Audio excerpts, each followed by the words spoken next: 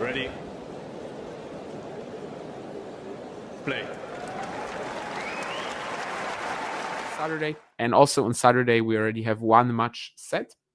And let's maybe talk about that one, as Poland will be taking on Kazakhstan. And Kazakhstan has kind of been the team of the event so far in terms of like producing, I don't know if upsets, given Sakari's form, maybe it's not a big upset. Spain obviously didn't really bring their best team, given it was Carreño Busta and Buzas Maneiro in the singles. But still, Kazakhstan is kind of like the odd team out so far.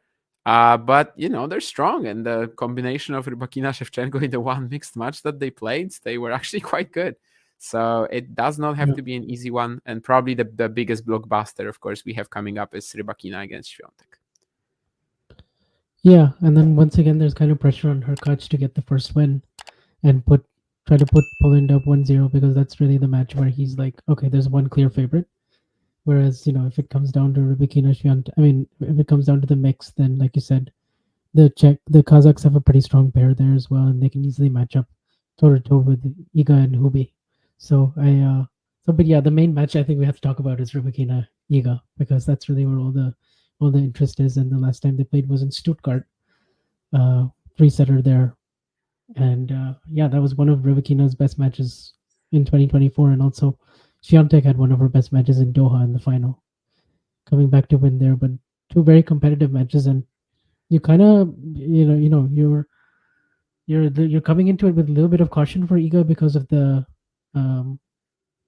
injury that she had, and so we'll see if that's really going to play that much of a factor. Personally, I don't think it's super serious, and she should be able to recover based on what I saw. But you never know there in terms of the actual X's and O's. What do you think? Yeah, I think that this head-to-head so far has been kind of going like you would expect, as in like the faster courts, Rybakina is winning, the slower courts is Iga. Of course, there's been some, moments when it didn't really work out that way, like the Indian Wells match where Rybakina was like, peaking for the entire event and Iga had that rib injury. Also, there was, of course, Rome, but that one Swiatek was up in, just basically had to retire. What is the injury, Ghosty? I mean, I don't know if I would go as far as to call it an injury, but basically she had a thigh problem that was clearly becoming a thing in the third set. She got it taped during an off-court MTO because it was just too far. I mean, yeah, it was in that area where they basically couldn't do it on the court anymore. And she came back with some bandage. I think her movement looked okay-ish, but probably a little hampered. You could see that she's very, at least on serve, she was like very trigger happy, including that breakpoint that Vansh was talking about earlier. A day of rest could do her just, wonders in terms of that. But basically, I think without that day of rest, Rybakina would have been pretty favored. But because she gets that now, yeah, I mean, it looks quite fine. I would say that definitely it's not like she's going to be just completely out of it. I think though, if she lost to Bolter today, it's very possible that she wouldn't have played the mixed anyway. Like that's kind of how it looked. 3 hours almost on the clock when they ended that match. And I mean, if Katie was going to come back, then it was going to be over 3 hours. So I think it's likely that even if the mixed actually meant something today, both Bolter and Swiatek would have been off. But yeah, I mean, for me, it's clear that Rybakina is like the slightest of favorites just based on the conditions. But it would be a fantastic match for Iga to kind of show that, well, she's done some work in terms of improving that situation already, responding to that high pace, flat pace coming at her forehand. I think so far in this event, yeah, we kind of saw that against Bolter. Okay, she was in trouble, but she was able to kind of grind it out when needed. And of course, the second set, she just never really let go of that intensity that Katie did. I think, Nurlan sees Rybakina dominating Iga in this particular match. Not too surprised, because that's what Nurlan always says. But yeah, I mean, to me, it's not Australia 2023 when I was just like screaming from the rooftops that I mean, Rybakina has like 100% chance to win the match. I think it's much closer than this. But certainly the slicker, the faster the conditions have been in the rivalry, it's clear that this is the moment that can actually, I mean, that Rybakina can definitely trouble Swiatek. Of course, she leads the head-to-head. And she's been very good so far, too. Like, Rybakina has a bit of a point to prove this season after that second half of 2024. didn't really work out. And after, well, for a half a season, she was fantastic, but didn't get a slam. And Arena and Iga did. So I think that you can kind of see that, yeah, she's pretty eager to perform well. Yeah. The other thing I wanted to ask you was, all these matches that Iga's been able to win now, and over 2 hours and three setters, going back to the Billie Jean King Cup, and I guess maybe even at the WTA finals, the Krejcikova win, and then the 3 wins at the VGK Cup, and then today. So we're seeing more of, we're seeing her kind of pull through in more of these tighter matches and grit these wins out. So kind of responding to adversity a little bit better against, I wouldn't say like easy competition, right? I mean, Badosa, Mahova, Mashkova, like players like this. I'm including Mahova as well because, like I said, almost 2 hours in the scoreline, I think is a little misleading. But yeah, she's playing a lot of long matches and coming through most of them, which I think is a positive thing.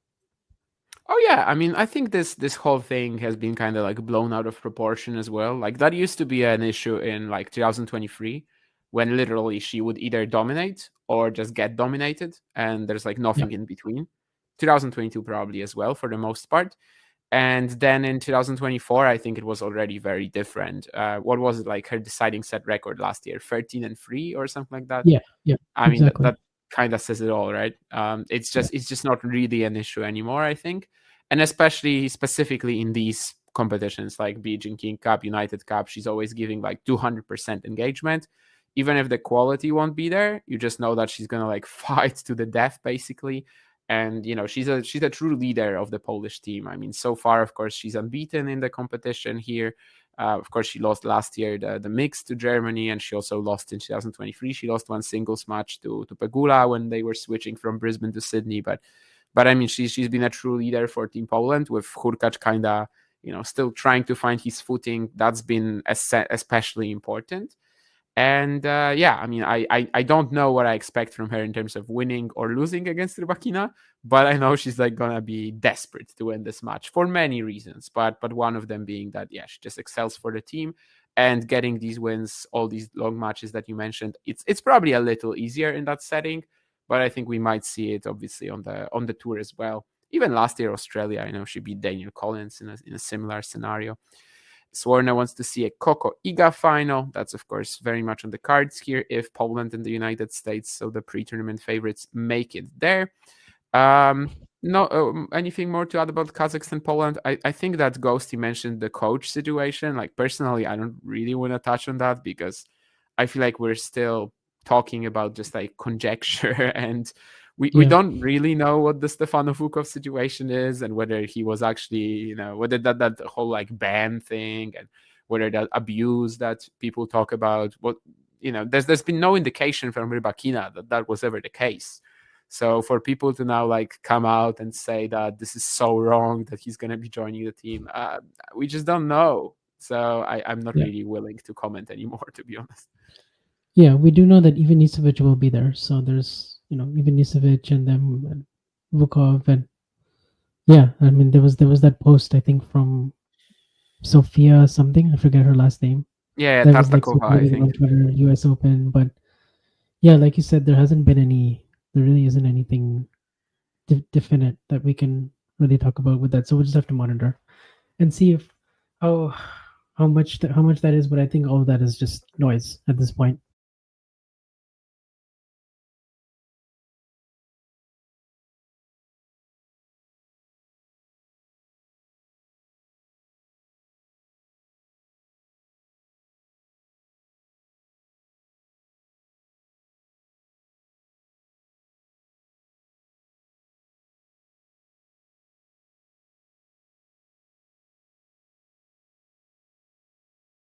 If you enjoyed this video, make sure you hit that like button.